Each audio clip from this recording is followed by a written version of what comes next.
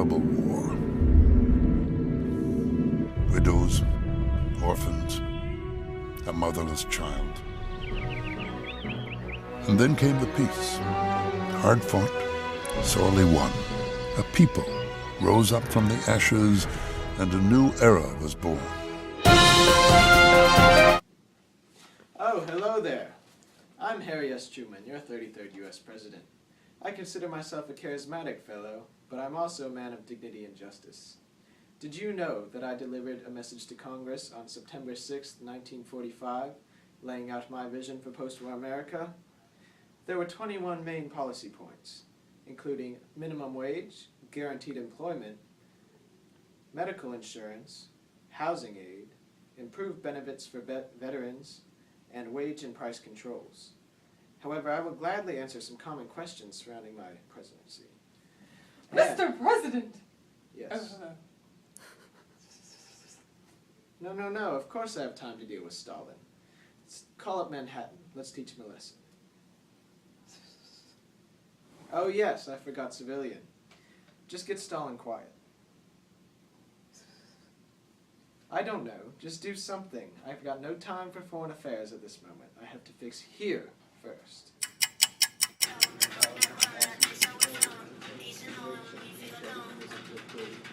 Hello, madam. How are you today? Discúlpeme, señor. Tengo mi green card, You have a green card. pero necesito un trabajo. You need a job. ¿Puedo ayudarme? Don't worry, madam. My policies for migrant workers are in the works. You'll have a job very soon. Ay, gracias, señor. Muchas gracias. De nada. Ay, adiós, señorita. Oh, No. okay. I want you to give the green light. The Manhattan Project is a go. We are going to show all seriousness and strength in this matter. We're going to drop a bomb on Hiroshima and Nagasaki. We're going to end this war with Japan now. After that, we're going to follow up on our HUAC policy, and we are going to end and contain communism as a whole around the world. Harry S. Truman, the 21 points.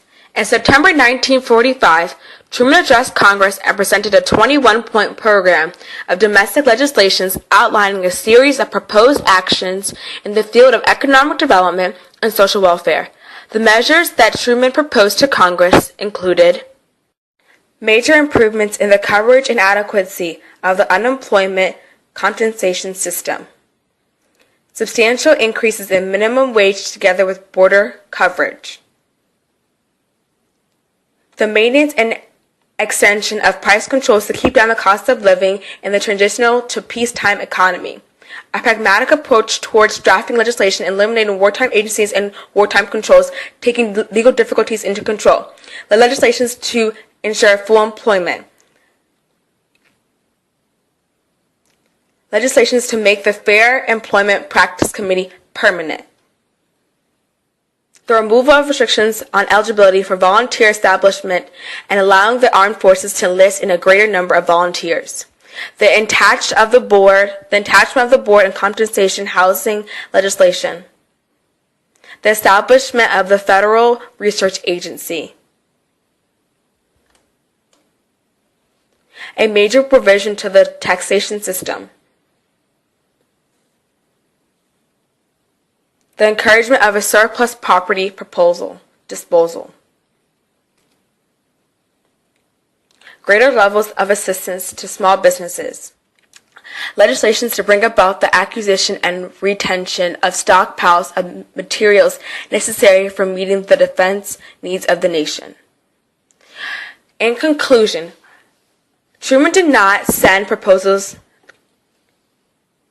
legislations to Congress. He accepted Congress to draft the bills. Many of these proposed reforms, however, were not realized due to the opposition of the conservative majority in Congress. Despite these setbacks, Truman's proposal to Congress became more and more apparent over the course of his presidency, and by 1948, a legislative program that was more compensative came to be known as the Fair Deal. Easy now, no need figure down. Easy now, no need figure down. Rock that, run that, this how we frown. Easy now, no need figure down. Easy now, no need to go down. Rock that, run that, this how we from.